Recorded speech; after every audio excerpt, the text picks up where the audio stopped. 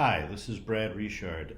I'm going to be reading a few poems from my book, Parasite Kingdom, which won the 2018 10th Gate Prize from the WordWorks. A couple of words about the book.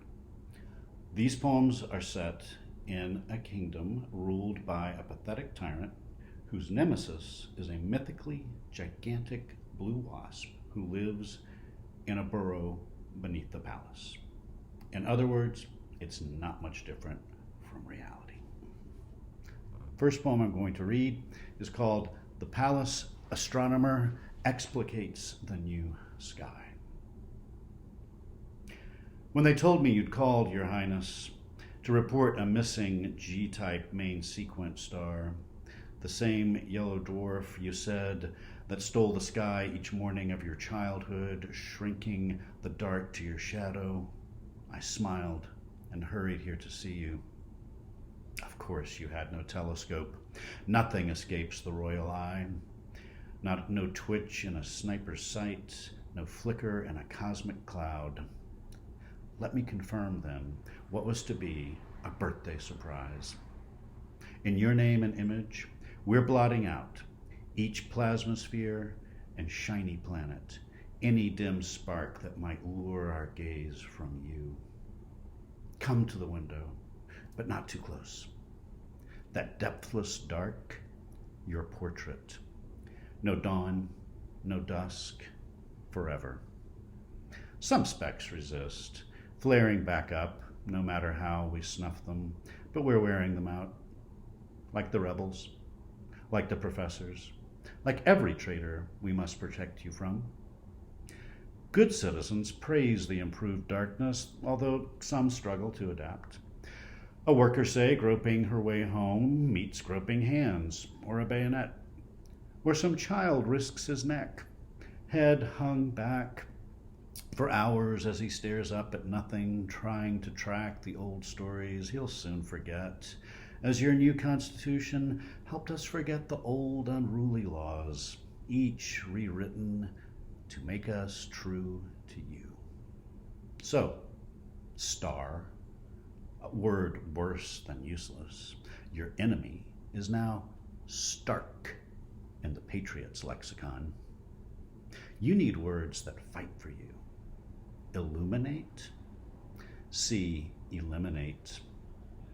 Tonight, Your Highness, when you thumb your TV off, after watching your birthday on the news, and your anthem plays on inside you, my head controls, my head controls, my head controls you all.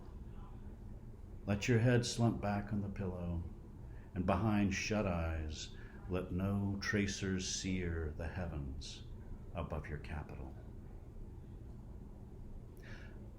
The next poem is voiced by a pretty ordinary citizen in this kingdom who's just coping with the strangeness of living in this world. It's called Toilet Paper. I go down to the basement to grab a roll of toilet paper from the shelf, but there isn't any, and where the shelf had stood, the wall is wide open. Inside, a uniformed man sits at a desk, lamplit, its top littered with paper, regular paper, the kind you write on. There's a chair. The man gestures toward it, so I obey and sit.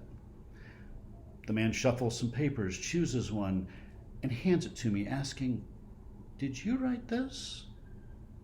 Being a writer, I'm curious to know if this is in fact my work, so I take it and try to read it, but the words tell bloody fantasies of regicide, slaughter, revenge. I hand it back. No, I could never write that. Besides, we have a president, not a king.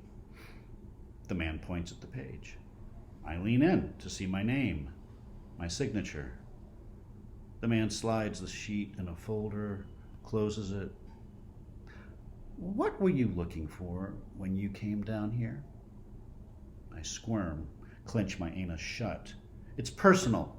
His cheap deodorant reeks, mingles with the basement's mildew. I'm nauseous. Do you have, what's it called, a warrant? The man sighs, removes his glasses, rubs his eyes.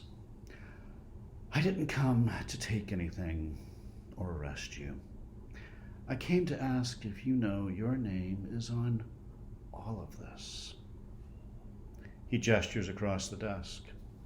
Behind me, the wall closes.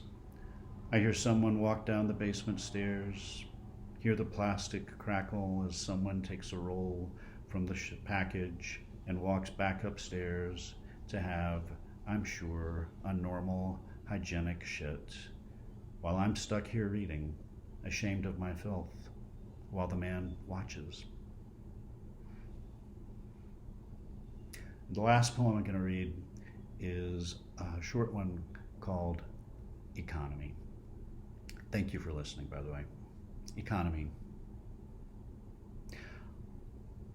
All I wanted was a cup of water, just a sip to keep me long enough to tell how even a cup in still life or lip-tilted video flicker, cracked, empty, could flood the dust-clouded farms and highways and townships, shuttered strip malls, how banked with grasses and trees, cool shade, my dreams would flow free, and I'd ride on a raft to the sea.